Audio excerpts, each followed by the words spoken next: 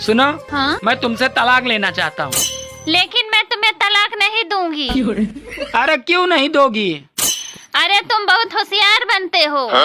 मैं तुम्हें ठोक पीट कर इतना अच्छा पति बनाई और तुम कहते हो तलाक दे दूं।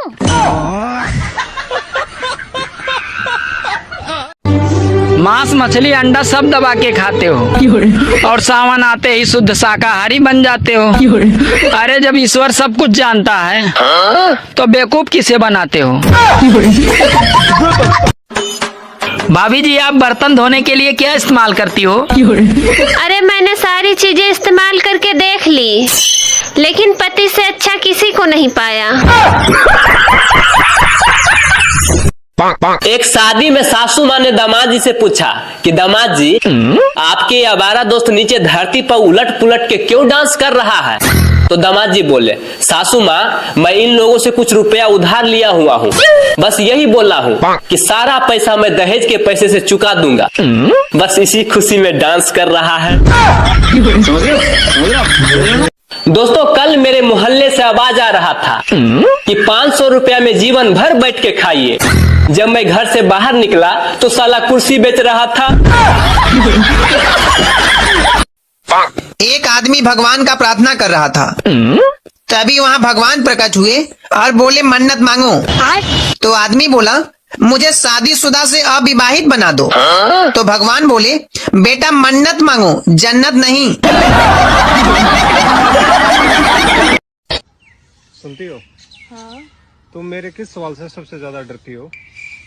बच्चे सो गए? हेलो, आज मेरे पापा ने तुम्हें खाने पे बुलाया है। अरे वाह यार, अचानक ये कैसे हुआ? अरे वो श्राद्ध के लिए कौवे नहीं मिल रहे थे इसलिए। ये औरतों में ही तेरा पति मेरा पति लगा रहता है। हम मर्दों को देखो, दूसरी की बीबी को अपनी बीबी की तरह मानते हैं। एक लड़का अपने पापा से बोला कि पापा, मुझे शादी करना है। तो पापा बोले, सॉरी बोल। तो बेटा बोले, सॉरी किस चीज के लिए पापा, मैंने तो कोई गलती किया भी नहीं हूँ। तो पापा बोले, मैंने कहा ना तुम्हें सॉरी बोल।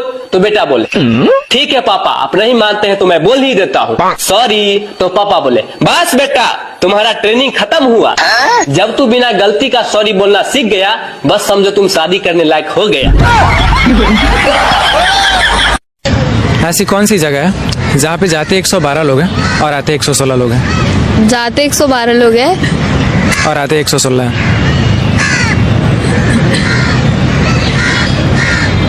बोलो बोलो। पता नहीं। दो महिलाएं आपस में बात कर रही थी कि बहनी, आज मेरी तबीयत बहुत खराब थी, न कोई दवा न कोई ताबीज काम आया, तो मैं फोन करके पति से लड़ी, तब जाकर थोड़ा आराम आया। यमराज ने आदमी से बोले, बोलो प्राणी, कहाँ जाना चाहते हो, स्वर्ग में या नर्क में? तो आदमी बोला, प्रभु, पृथ्वी से मेरा मोबाइल और चार्जर मंगवा दो, मैं कहीं भी रह लूंगा। अच्छा बताओ, ऐसा कौन सा फल है जिसे हम बिना धोए खा सकते हैं? ऐसा तो कोई फल नहीं है, हर फल को धो के ही खाना पड़ता है। नहीं, एक फल है ऐसा जिसको बिना धोए खा सकते हैं। दोस्तों आप बताओ कमेंट में। सुनो जी, बीवियों को ऊपर कोई चुटकुला सुनाओ ना। एक बार एक आदमी ने तपस्या की और भगवान से पूछा कि हे भगवान, लड़कियां इतनी प्यारी क्यों होती हैं और बीवियां इतनी खतरनाक क्यों होती हैं? तब पता है भगवान क्या बोले? क्या बोले? भगवान बोले, भैया, लड़कियां मैंने बनाई लेकिन उनको बीवी तुमने बनाया, सालो तुम्हारी समस्या है, तुम ही झेलो। एक प्राइमरी स्कूल के मैडम गहरी नींद में सो रही थी। अचानक कलेक्टर साहब आए तो ये मैडम जी फरफरा के उठ गई और बच्चों से बोली, बच्चों तुम लोग समझ गया ना कि कुंभकर्ण ऐसे सोता था। ये बात सुनकर कलेक्टर साहब बेहोश। क्या आप अपने पति से परेशान हो? हाँ? तो इतने गौर से मत सुनो यार, मेरी वाली भी मुझसे परेशान है। अरे घर में झगड़े होने के बाद पत्नी अपने पति के पास से ऐसे गुजरती है कि जैसे लोकल ट्रेन के बगल से राजधानी एक्सप्रेस गुजर रही हो। सलमान खान बोला, मैं दुनिया के हर कोने में गया हूँ दुनिया में कोई ऐसी जगह नहीं है जहां मैं नहीं गया हो। एक ताऊ खड़ा होके बोला, कभी ससुराल गया है क्या?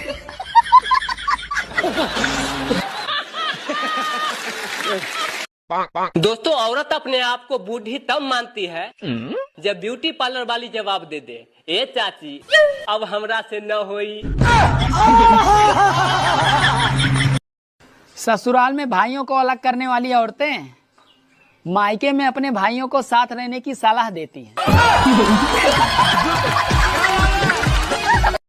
अच्छा बताओ, ऐसी कौन सी चीज है जिसे चोर देख तो सकता है लेकिन चुरा नहीं सकता? ऐसी कौन सी चीज है? बताओ। पता नहीं। दोस्तों आप बताओ कमेंट में।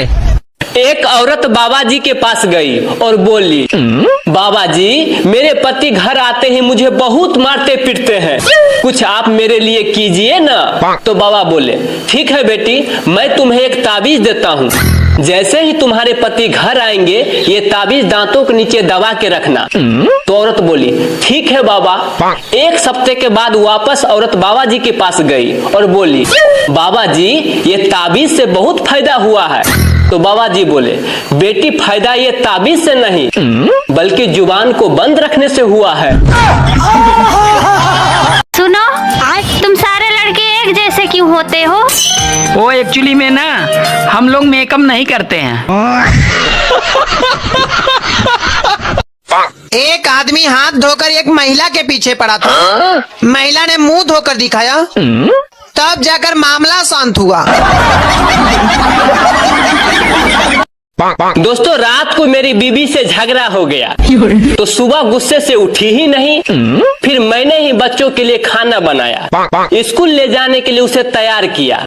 ये सारा चीज मेरी बीवी बेड पर से ही घूरते हुए देख रही थी।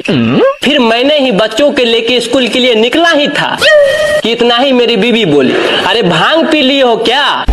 आज संडे है। पूरा सुनिए, मजा आया।